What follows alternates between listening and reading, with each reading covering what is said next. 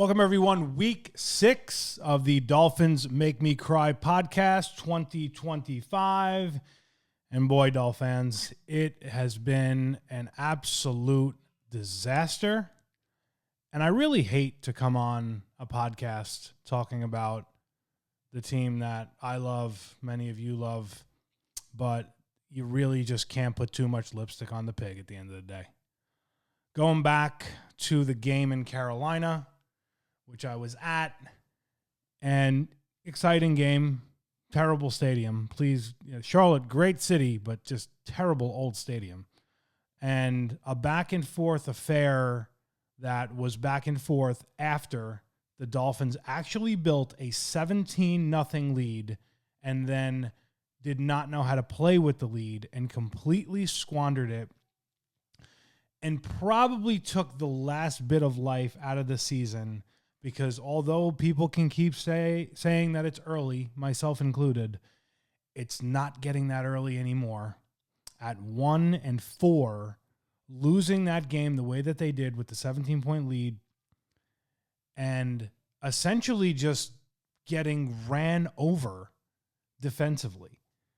And it's interesting because you think back to 2016 when the Dolphins also started 1-4 and then went on to win 6 in a row, made the playoffs, and I'm trying to think of similarities and ways that you could have hope in this, and clearly anything could happen. But when you break it all down, the big differences are this roster and team, the way it is constructed and the way it is played from a depth perspective, and the way that they're relying on rookies. And yes, they have injuries, and we're going to talk about injuries here today because the team you're playing, the Chargers, have a plethora of them themselves. The way that this team is playing, there's no other way than you can just say this is a bad, fundamentally flawed football team that has some spot offensive talent. They have some spot defensive talent, certainly more offensive than defensive. And McDaniel, the coaching, which is, the hot seat. We're going to talk about all that, where that ends up and what this game means to that and what this game means to this organization, and also the organizational moves that this team did not make going back 5 years ago. There's so many things to unpack. It's not like you can sit here and point and say, man, because of these injuries, this is bad, or man, because of these moves, this is bad. It's a laundry list of things. And the sad part about it is the coaching, while there were some bad spots in this game from McDaniel, who is obviously the one who's going to, be headed, before the season is over. There's no doubt in anybody's mind, I don't think. His coaching the last 3 weeks has actually been, it was good, the Bills, the Jets. It was pretty good last week, for the most part, barring some certain things we're going to talk about in the second half. But I'm going to start on the defense. The run defense is last in the NFL. You will not survive even having a mediocre defense if you cannot stop the run. And it all goes down to what I've said for years, and I feel like in the last 2 years, this team and roster has just been like chip away, chip away, chip away, chip away. The 2023 and 2022 team, for that matter, wouldn't even recognize, this roster, and some of them are still here, but not many. But fundamentally flawed at the line of scrimmage, where in a game that you built a 17-point lead, you got Tua getting the offense going in the new look, Tyreek Hill-less offense, with the pass game going and Darren Waller, going off, and no run game, which is another topic. You build the 17-point lead, and then almost any other team out there is going to be like, all right, we got to turn on the Jets and throw the ball. But no, that's not what anybody needed to do. It's not what the Panthers needed to do. And you want to talk about, I don't know a ton about their coach, but he was smart enough to say, running on the Dolphins, it's like it's a sieve. And we're not going to sit here and try to get our mediocre quarterback in Bryce Young, he's mediocre. He was a top pick. He got benched. He's on a bad team. They're not a good team. He can make some throws. He can do some things. He's small.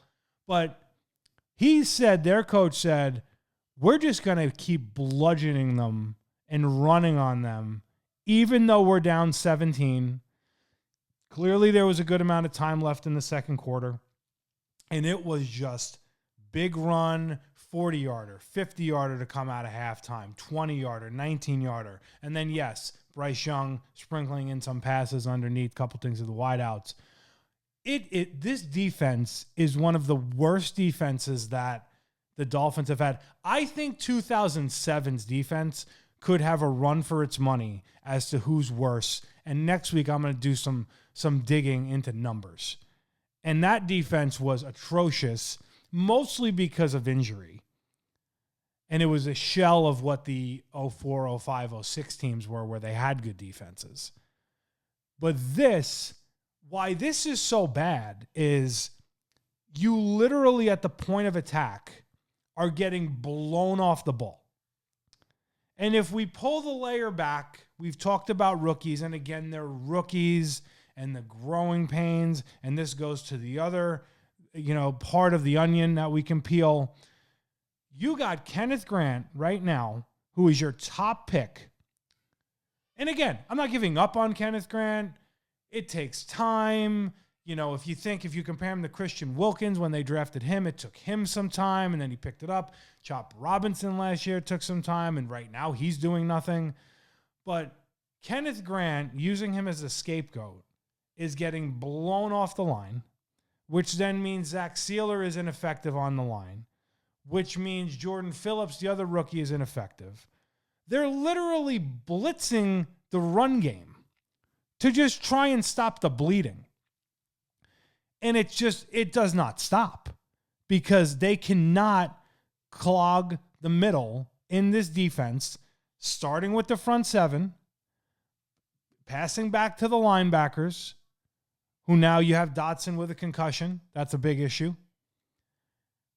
And then the secondary that everybody thought was going to be the weak link, and look, it isn't that great, but it hasn't been exposed because for a couple of reasons. When you literally watch the film and you say they give up 150 something yards a game, almost 200 against the Jets, over 200 last week, with a backup running back and a backup guard, mind you, on the Panthers. This wasn't Robert Hunt and their number one running back. Run you over. I'm sorry. That is a complete indictment of the regime, and you literally took rookies and you threw them out there with no help, and there's literally nothing you can do. This isn't a situation where you can say, hey, Kenneth Grant, we're going to bench you and we're going to play Calais Campbell, because guess what? You weren't smart enough to sign him, or Wilkins, or whoever. Now, in the big picture, he needs to play. Biggers has to get in there. Phillips has to get in there. You drafted these guys. It's a reset move. You got to see what you have. But the bottom line is it is beyond, it's worse than the NFL, period. The worst. And it's probably not even that close if we looked at numbers. It is dreadful. And you can say Anthony Weaver, defensive coordinator, but I mean, sure, we can blame things on him, fine. But I mean, the guy's trying to make chicken salad out of chicken shit. Let's just be real with it. You have no depth. You have rookies that are trying to figure it out. And you have a secondary that's pedestrian, would be nice about it. And there's no cohesion. There's lack of communication. There's then lack of complementary football on the offense that we're going to get to. And it was very much like a rock bottom moment.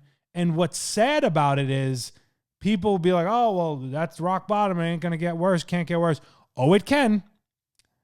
And it could get worse at home against the Chargers.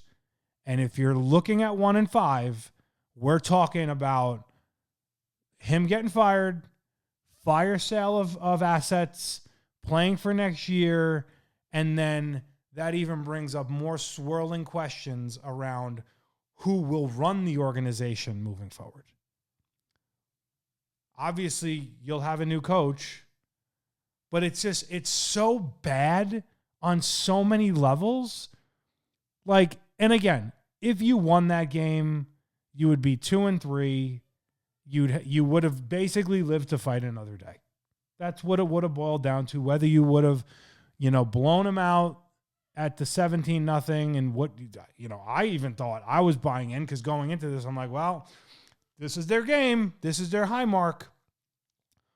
But now you're even proving us wrong on what you did in the last couple of years, where you would actually beat the bad team, particularly when you were up on the bad team. Like, this is not a team that'll come from behind, but a team that has a lead. They can milk a lead, usually.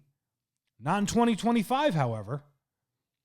And then we'll get over to the offense. Now, if you want to be the Tua hater, the Tua lover, look, the bottom line is, number one, when we talk about Tua right now, he's hurt. He was on the injury report this week.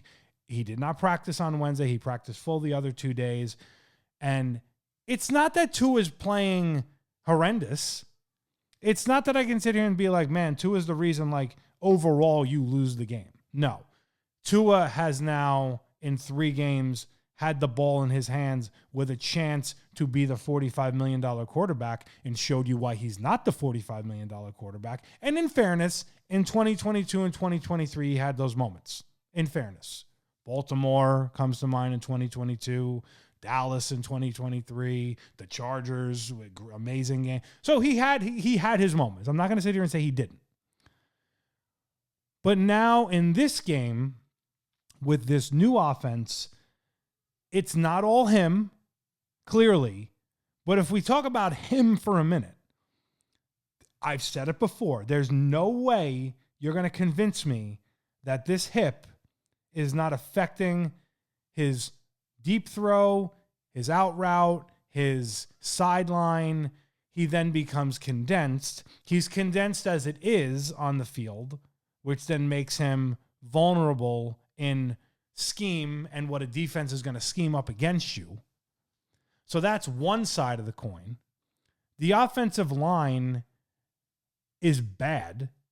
And in fairness, as bad as it is, it's actually not played that bad. It has its moments, and now we'll go to the other level of the onion, which would be your other draft pick, Savanaya, who literally is one of the lowest ranked Pro Football Focus, if you want to take that for what it's worth, ranked guards, getting blown by a Panthers D-line that is not that good. And he looked like a turnstile. He looked lost at times. And then that plays into Tua. And then that also plays into 19 yards running. So when you think about a bad team, yes, you can say a bad team has mistakes, has turnovers, fine. We have that to a degree. It's not to a ridiculous degree. The mistakes mentally have been better for the most part the last couple of games, if you take out the first few. But now it's just becoming, you're just getting blown by on both sides of the ball physically, which then means now we said you cannot stop the run and you cannot run the ball. 19 yards. When at the end of the day, when we're looking at the newfangled offense without Tyreek Hill, just like you can't have a good defense if you can't stop the run, you will not have a good offense with this group if you cannot run the ball, and it is just not happening. Then it turns into Tua throwing it too many times, which in fairness, his numbers were not bad. Clearly he had the passes to Darren Waller. He had good chemistry like he does with Jalen Waddle. He had the deep throw, the touchdown where like they were just at that point saying, the hell with it. We haven't done anything since we built this 17-point lead, and in the fourth quarter we got to do something, and then bang, you hit, the 24 mark. outside of that, it's just this bland, we don't know what the hell we're doing offense, and we can't run the ball, and it becomes this one-dimensional mess, which will then lead to him being exposed and him throwing a big pick. And then you get into the last drive of the game where, bang, he has happy feet because his line isn't good. He overthrows one to Waddle, who luckily tipped it on a second down play that would have been a first down, kept it moving. And that drive, if you keep it moving, you had a shot. That was your shot to win the game, to end it, even though you let them back in for quarters on quarters on quarters and did nothing offensively outside of the Waddle deep throw in the fourth. And then bang, third down, just gets blown up on a sack, bringing you to 4th and 17, which we'll talk about. A lot of people, myself included, in the moment of watching the game, when there's a minute left and you have 3 timeouts, I'm screaming, why are you punting the ball? When you clearly know that you cannot stop them and all they have to do is literally run for 1 first down and you're going to kill the clock, or they're going to, essentially kill a lot of the clock, even using your timeouts, and they're going to give you the ball back with very little time. They decided to punt, and in fairness to your defense, you actually stopped them until then. Jack Jones, who is what he is, with a penalty at the end, and there you go, bang, it's over. But a lot of people, myself included, like I said, were screaming, why didn't you go for it on the 4th down? Now, in hindsight and looking at numbers, the statistics of making that, no team, I think, is like 0 for 20-something on converting that. So, okay, I get it, McDaniel. We'll give you, in fairness, you're analyzing the numbers fine. But there is so much bad here in a bad football team, and then it brings you to the Chargers. And what is so about the Chargers, what I said a little earlier was, in 2020, after 2019's ridiculous tank job, where you set yourself up to get Tua, who you drafted over Justin Herbert. Now, in fairness, Justin Herbert, I think is a better quarterback and will have a better long-term career, body type, injuries, and I think the Chargers have done him dirty overall in his time. Tua's got comparable numbers. Tua's got some more wins. Herbert's got some more stats. Fine.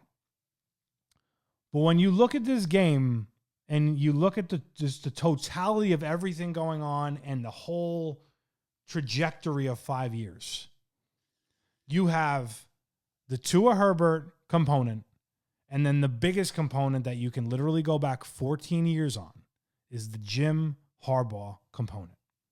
So if you go into this game and out of this game and you go to 1-5, where the season is essentially buried officially, and heads will roll, there's no doubt in my mind someone will pay a price for it. Will it be Monday morning? Depends. Depends if it's really bad. But even if it's not, chips on this team will be shipped out, and you'll know where you're headed. You just will. And when you look back and you think about the organization, and you think about Stephen Ross, and you think about his relationship with Michigan, his relationship with Jim Harbaugh, the fact that he, flirted with it in 2011 or 12, didn't want to take him from Michigan. He's at other times. Not to say Harbaugh was 100% going to come here, but he did not push, from what it seems, the envelope hard enough to get a very, very good coach. Doesn't mean to say he was going to fix everything. Doesn't mean to say he was the answer. Piggybacking that with taking Tua over Herbert. And now, and again, the Chargers are not in any great shakes. I think they're a very good team. They have a lot of injuries currently. They went 3-0. They've now lost the last 2. They're starting tackle out, and they got a lot of guys out. They got a lot of problems. But when you look at all of this and you look at just the vision of all of it, of that 5-year, 6-year span, and if you go out of this game and you go to 1-5, and Herbert outduels Tua, and Harbaugh outcoaches McDaniel, the visual of everything will swirl to a point that you're going to blow some stuff up. And the scariest part of all of that is, and we have plenty of time to talk about this is not going to be fixed anytime soon. There's so much tear down that will happen here before you start building blocks back. Now, can you turn things around in the NFL fairly quickly? Sure. But there's so many things that have to happen organizationally, coaching, drafting, development, what you have, what you don't have. There's so many things to it. And the biggest thing to it is the person in charge, and can he make the right moves? And in Ross is on the team 17 years, since 2008. In 17 years, the moves have not been made correctly because the guy at the top, Ross to the next football guy, have been the wrong moves outside of Parcells for 1 year, and then that turned into a dysfunctional mess. So much swirling around all of that brings us to why we are in this situation, which is just painful, dreadfully painful to watch a team that the crazy thing about it is at 1-4, you could be Panther game, Pats game. You could be 3-3. Would 3-3 be amazing with this roster and the way that it plays? It wouldn't. But you at least have a little bit of something. There would be a little twinkle of maybe we got something somewhere. But at 1-4, off of this soft-ass part of your schedule, it's inexcusable. And it's very hard for me to believe off of last week where, to me, the ship has sailed. I was wrong in this regard. I thought we have enough talent Dolphins to beat the bad Carolina Panthers of the world. And we're so bad at this point fundamentally that we don't even have that. And that is an abomination. Complete abomination. And again, you have moments. There's moments last week. There's moments when Darren Waller's wide open over the middle, which the crazy thing, two crazy things about that. One, we have not had that type of tight end production or those types of plays out of a tight end in years. Gesicki had a few moments, but a guy splitting the middle of the defense and just having his way has not happened. Now, Darren Waller's a nice story. You don't know how long it's going to last. You don't know what his health is. He's 32. But then what happens in the second half? No targets. Now, there's been pundits this week who have said, how much of the playbook does he know? He's only practiced a couple weeks. I get it. I'm not sitting here saying you're going to throw him 75 targets. But 2 more, 3 more in a big spot in the game, even if it rolls the defense there, no targets, it's horrendous. He's like a weapon now. And it's just, there's so many levels to this, but it all, again, ends and begins with the line of scrimmage and a complete, like, if I thought they were not physical in 2023 and 2024, this takes the cake on both of them. They look like the purple people eaters in 2023 compared to what the shit that we're watching right now on that D-line and O-line. You would think that they don't understand that they can actually hit people. It's that bad. And physicality isn't all of a sudden going to just magically pop up. It's just not. And when you factor injuries when you factor injuries and a team where the depth isn't there, to me, it's only going to get worse. That's just, there's no reserves coming. You know, you can sit there and say, hey, James Daniels is supposed to come back. Okay, he was eligible for this game, hasn't practiced. You can say, oh, Austin Jackson's going to come back. He was on IR for 4 games. He was eligible for this game. He hasn't practiced. Liam Eichenberg, chronic health issue. You got Dolphin fans screaming for Liam Eichenberg like he's going to save the day when he's terrible too. It's just so bad on so many levels. And that game last week was just and going to it, like, I love going to games. I go to all of them. I might get there at some point. I go to most of them. Like, that's just miserable. Like, it might have been more miserable than if you just went out and got killed. I mean, you had a 17. You can't work a 17-0 lead? Really? You can't get a few stops against a bad team? And what really kills you is that 17-0, they had a 4th down. I think it was 6. They had 2 shots on Young to take him down for sacks that would have completely probably turned you into a blowout officially, and you let him off the hook and you let him be alive. And that's another problem. And the physicality and the lack of physicality on this team, the killer instinct, the dog in you, it does not exist. It's not there. These are a bunch of nice guys collecting a paycheck, trying to figure their shit out, poorly coached, poorly constructed, throwing rookies out there, resetting, and then we expect them to magically be a good playoff team. Doesn't work that way, Jack. And now it's, do you fire them? Do you not fire them? What does that actually do? If you have a fire sale, you're going to have Greer being the one orchestrating it. Good luck. You can go. He can go trade Bradley Chubb and get me a 2nd-round pick so we can draft the next Cam Smith. Yippee. There's so many problems, and what needs to probably happen at this point, if you lose, and really when you're not going to go win 6 in a row, there needs to be a plan in place that's going to be a rip the Band-Aid off plan that we're rolling with. And the right person needs to be pulling that string.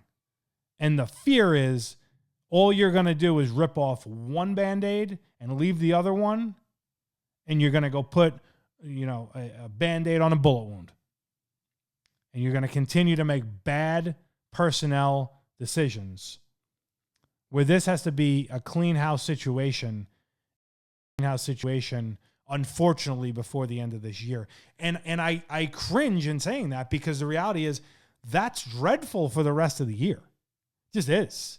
But at some point, even being a season ticket holder, at some point you have to rip that Band-Aid off. You do. It sucks. But you cannot continue to go down this road. It's a dead end.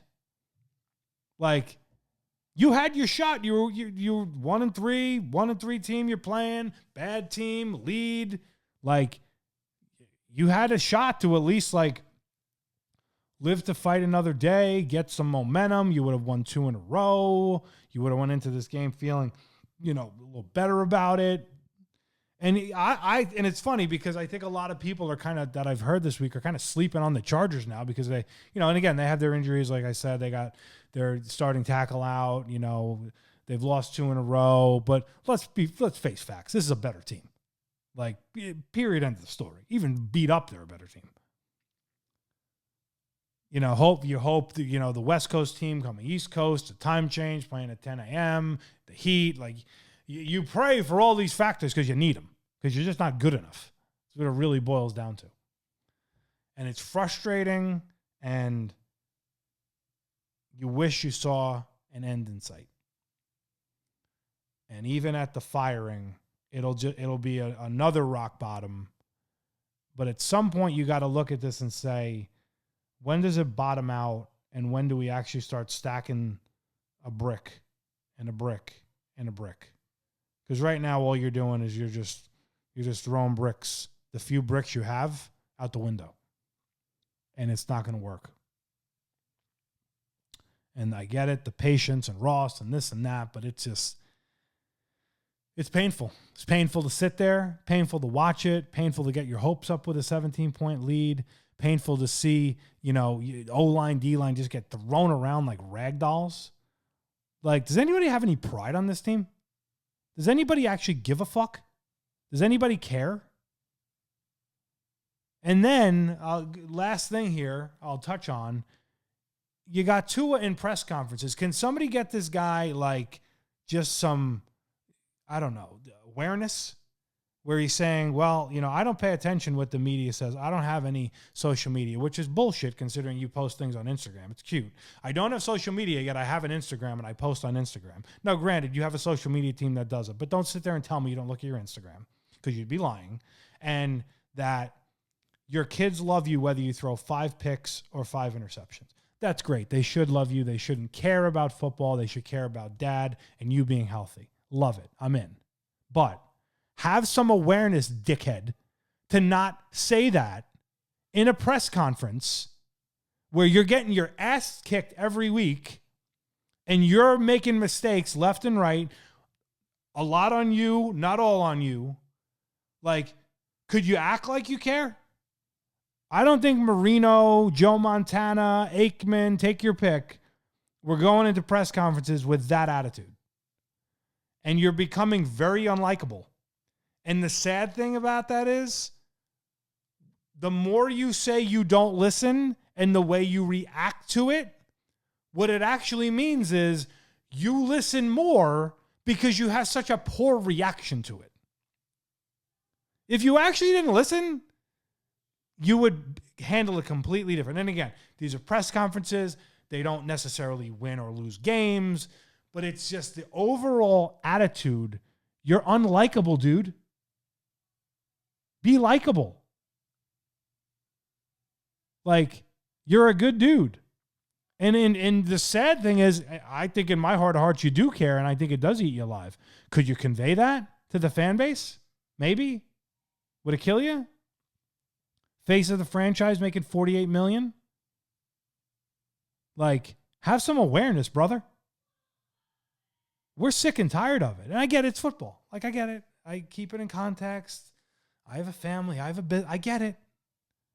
But in the context of this, it's inexcusable. And I'm done and sorry. Like, I'm just done with it. Okay. That being said, try to spin a positive here.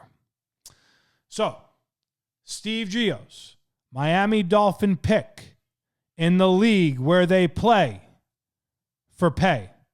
Chargers at Dolphins, Hard Rock Stadium, 1 o'clock in the heat, bringing them down here where they're going to have the 10 a.m. start. Let's hope that is an advantage. The Dolphins are underdogs at home by 4.5. It's a lot to be an underdog like that when you're at home. And the over-under, let's check the most recent here. Over-under we have at 40. We got 43.5. So, my prediction. I want to sit here and say the Dolphins are going to come out at home, have some of these factors, have the fact that the Chargers are beat up, the fact that they have their best player out on the O-line, the fact that the Chargers have lost 2 in a row, the fact that you beat them last time in Los Angeles. There's a lot of things that you can look at and be like, man, the Dolphins might have an advantage, but I'm not going to get sucked in. The Chargers are winning this game. Let's pray that I'm wrong. I predict the Chargers will win this game 28-20. We're going to get our typical couple of Tua touchdowns. We can't run the ball. The Chargers run us over. Herbert will look better than Tua. And then the banner will be flying around the stadium to fire McDaniel and Greer. And the optic, like I said earlier, of not taking Herbert over Tua, not going hard on Harbaugh, the regime that you have here versus what you could have had, all of that will spiral in one package of a bad visual. You will be 1-5, and you will be squandering down the drain the season. And by Monday morning, you will be looking at the trade deadline on what you're going to get for Chubb, Are you going to keep A-Chain, and who you're going to trade, what pieces you will trade for the future. I have zero confidence in this team, and I cannot in good faith continue to pick them, even though somewhere deep in my heart, I actually think they're going to pull this game out. But I'm not predicting it. Chargers win this game. Hope that I'm wrong. I'd actually like to enjoy a game at home and have fun and actually have a win and maybe have a shred of hope for the rest of the year when you have a pretty bad Cleveland team coming up next week and a decent Atlanta team the following, where you actually could be back in the race. But I think the Chargers win. Again, love when I'm wrong. Let's go Fins. Let's end on a positive note. Let's do something that we don't think we can do. Actually stop the run. Actually block somebody. Tua actually win a game at the end for what would be the first time, and it seems like forever. Let's go Dolphins. We'll see you at Hard Rock, and we shall see you next week.